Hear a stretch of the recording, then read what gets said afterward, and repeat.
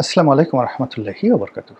সম্মানিত দর্শক, আজকে যে বিষয়টি নিয়ে আলোচনা করব, শিরোনাম দেখে কোনো অবস্থাতেই বিভ্রান্ত হবেন না।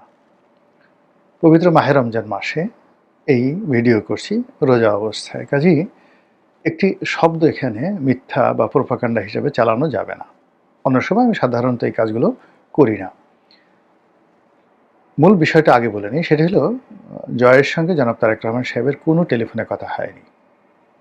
আগামীতে হবে কিনা আমি জানি না। এই দুজনের মধ্যে কোনো যোগাযোগ আছে কিনা তাও আমি জানি না। আমি শুধুমাত্র একজন লেখক হিসেবে বা একজন রাজনৈতিক বিশ্লেষক হিসেবে কল্পনা করার চেষ্টা করছি যে, ধরুন জয় এবং তারেক এই দুজনের মধ্যে টেলিফোনে কথা হলো। তো সেই ক্ষেত্রে কি কথা হতে পারে এবং সেই কথাবার্তার পরিণতি কি হতে পারে? এই বিষয়গুলো নিয়ে আলোচনা করব, সম্ভাব্যতা নিয়ে। কিন্তু তার আগে বলে নেই যে এটা সম্ভব কিনা, আদৌ সম্ভব কিনা, বা এটা যদি হয় তাহলে কী ধরনের পরিবেশ পরিস্থিতি তৈরি হবে। আপনারা জানেন যে যখন ২০০১ থেকে ২০০৬ সনে তারেক রহমান সাহেব একেবারে ক্ষমতার তুঙ্গে, তখন তাকে বাংলাদেশে বলা হতো রাজপুত্র। তার হাওয়া ভবনের সেই যে অবিস্মরণীয় ক্ষমতা, দুর্দান্ত পাওয়ার, তিনি ছিলেন ডিফ্যাক্টো প্রধানমন্ত্রী। বেগম খালেদা জিয়ার যে ক্ষমতা ছিল তার চেয়ে ২০০১ সনে তারেক রহমান সাহেবের বেশি ক্ষমতা ছিল। তো এত সত্ত্বেও তখন তার বিরুদ্ধে মিস্টার 10%, ঘুষ, দুর্নীতি, অনিয়ম, নানা রকম অভিযোগ সেই সময়টাতে ছিল। কিন্তু তারপরেও এখনকার চাইতে ওই সময়টাতে গণতন্ত্র এবং গণতান্ত্রিক পরিবেশ বেশি ছিল ২০০১ থেকে ২০০৬ সালে। আপনাদের মনে থাকতে পারে যে ওই সময়টিতে তারেক রহমান সাহেবের ওই জমানাতে, মানে ওটা বেগম খালেদা ২০০১ থেকে খালেদা জিয়া প্রধানমন্ত্রী ছিলেন, কিন্তু বলা হতো এটা জমানে জমানায়ে তারেক, জমানা এ তারেক। তো সেই জমানাতে জনাব সজীব ওয়াজেদ জয় আমেরিকা থেকে একবার আসলেন। আওয়ামী লীগ সিদ্ধান্ত নিল যে তাকে সংবর্ধনা দেওয়া হবে। তো তাকে সংবর্ধনা দেওয়া হবে, লক্ষ লক্ষ মানুষ এয়ারপোর্টে এলো। এবং এই যে তারেক রহমান সাহেব যে ২৫ তারিখে এলেন ২০২৫ সনের ডিসেম্বর মাসে, এই সময়টাতে যত লোক হয়েছিল তার চেয়ে কম লোক হয়েছিল বলে আমার কাছে মনে হয় না। বিকজ ওই সময়টাতে যেহেতু আমি মনোনয়ন প্রত্যাশী ছিলাম, আমাকেও লোকজন নিয়ে আসতে হয়েছে এবং কত লোক এনেছিলাম। আর ওই দিন এয়ারপোর্ট থেকে সুধা সদন পর্যন্ত কত লোক ছিল ওটা আমি নিজের চোখে দেখেছি। তো কাজেই মানে তারেক রহমান সাহেব যেদিন আসছেন আর জয় যেদিন আসছেন, এই দুইয়ের মধ্যে আমি পার্থক্য করতে পারবো না। কিন্তু যে কথাটি বলতে চাই যে সুধা সদনে এসে জয় উঠলেন তার মায়ের সাথে। তার মা তখন বিরোধী দলীয় নেত্রী। এখন বিরোধী দলীয় নেত্রী আওয়ামী লীগের জমানাতে যখন বেগম জিয়া ছিলেন, তাকে তো আওয়ামী লীগ পাত্তাই দিত না। এরপরে যখন ২০১৪ সনের পরে সাবেক প্রধানমন্ত্রী রূপে বেগম জিয়া ছিলেন, তার সঙ্গে যে অপমানজনক অপদস্থমূলক আচরণ করা হয়েছিল আওয়ামী লীগের পক্ষ থেকে, সেই দিক যদি বিবেচনা করেন তাহলে তারেক রহমান সাহেবের প্রশংসা না করে পারবেন না। জয় এসেছেন, সেই সময়টা জয়কে তিনি অভ্যর্থনা জানিয়েছিলেন, অভ্যর্থনা জানিয়েছিলেন। এটা আপনি ধরে নেন অভিনয়, এটা ধরে নেন নাটক, সিনেমা, যাই হোক না কেন। যেভাবে শেখ হাসিনা কোকোর মৃত্যুর পরে গেছিলেন, সবাই এটাকে অভিনয় বলে, কিন্তু এই অভিনয়টাকে ম্যাটেরিয়ালাইজ করা বিএনপির জন্য ওই মুহূর্তে লাভজনক ছিল। আর যদি সেটা করতেন ওই সময়টা, তাহলে ২০১৮ সনের ইতিহাস ভিন্ন হয়ে যেত। কোকোর মৃত্যুর পর পুরো বিএনপি ২০১৮ সনে ক্ষমতা আসতো এবং গণতন্ত্র, এই যে এখন জনাব তারেক রহমান সাহেবকে গণতন্ত্রের প্রতি ফিরতে যান বের হয়ে যাবে। এত সহজ হবে না। যে খতগুলো তৈরি হয়েছে সেই খতগুলো তৈরি হতো না, একটা সিস্টেম সেখানে রান করে গিয়েছিল। তো আবার জয় যে সুযোগটি পেয়েছিলেন তারেক রহমান সাহেবের পক্ষ থেকে, ঠিক সেই সুযোগটি গ্রহণ করা হয়নি, অপমান করা হয়েছে। আজকে যিনি তথ্যমন্ত্রী হয়েছেন, যাকে বলা হয় মিস্টার জহিরুদ্দিন স্বপন, তিনি সহ আরও কয়েকজন, এরা সবাই তখন তারেক রহমান সাহেবের ঘনিষ্ঠজন ছিলেন। তাদেরকে বলা হতো হাওয়া ভবনের কুশীলব বা হাওয়া ভবনের কিংমেকার।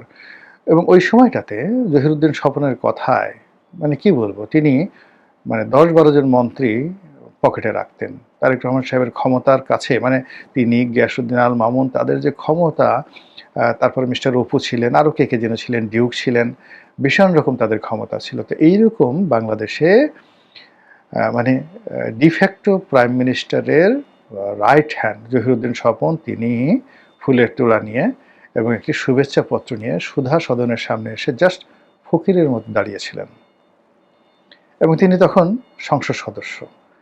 তাকে কিন্তু সম্মান করে ঘরের মধ্যে নেওয়া হয়নি, অভ্যর্থনা জানানো হয়নি এবং মর্যাদা দেওয়া হয়নি। অথচ উচিত ছিল তার সঙ্গে দেখা করা এবং তারেক রহমান সাহেবের শুভেচ্ছা গ্রহণ করে এবং তারেক রহমান সাহেবের শুভেচ্ছা উত্তর দেওয়া।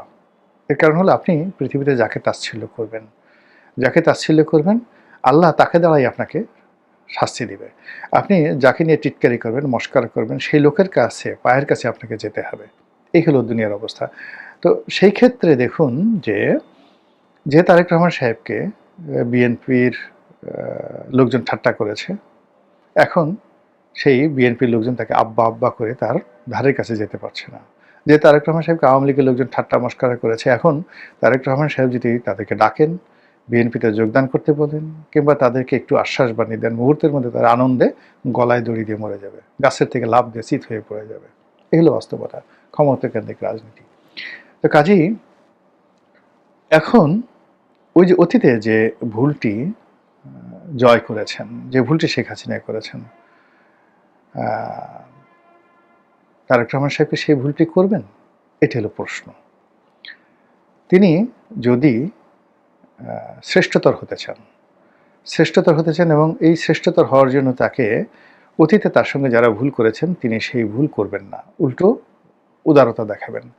খন্দকার দেলোয়ার অসাধারণ একটা কথা বলেছিলেন। 1/11-এর পর যখন 1/11-এর সময় বা শেখ হাসিনার জামানত হোয়াট এভার মেবি, তো তিনি একটা কথা বলেছেন যে আমরা মন্দ কাজ করেছি তাই বলে কি আপনারা মন্দ কাজ করবেন? আমরা মন্দ কাজ করার ফলে তো এখন শাস্তি পাচ্ছি, আর এখন আপনারা মন্দ কাজ করলে তো ভবিষ্যতে শাস্তি পাবেন। এখন এই কথাটা আমার এখনো কানে বাজে। এত ম্যাচিউর, এত সুন্দর, এত স্মার্টলি, বোল্ডলি বিএনপির তৎকালীন মহাসচিব যে কথাটি বলেছেন আমার এখনো কানে বাজে। তো এই ক্ষেত্রে যে ফোনের বিষয়টি অতীতে যে ঘটনাটি ঘটেছে, কখনো কোনো অবস্থাতেই তারেক রহমান সাহেবের কাছে জয় ফোন করতে পারবেন না, সম্ভব না এটা। কিন্তু তারেক রহমান সাহেব যদি জয়কে টেলিফোন করেন, বাংলাদেশের রাজনীতির কোর্স অফ অ্যাকশন পাল্টে যাবে এবং শুধুমাত্র জয়ের সাথে টেলিফোনে কথা বলবেন তিনি। জয়কে বাংলাদেশে আনাও লাগবে না, রাজনীতিও করতে দিতে হবে না, খালি টেলিফোনে কথা বলবেন এবং সেই কথার ভিডিও বা অডিও ফুটেজ ছড়িয়ে পড়বে সোশ্যাল মাধ্যমে।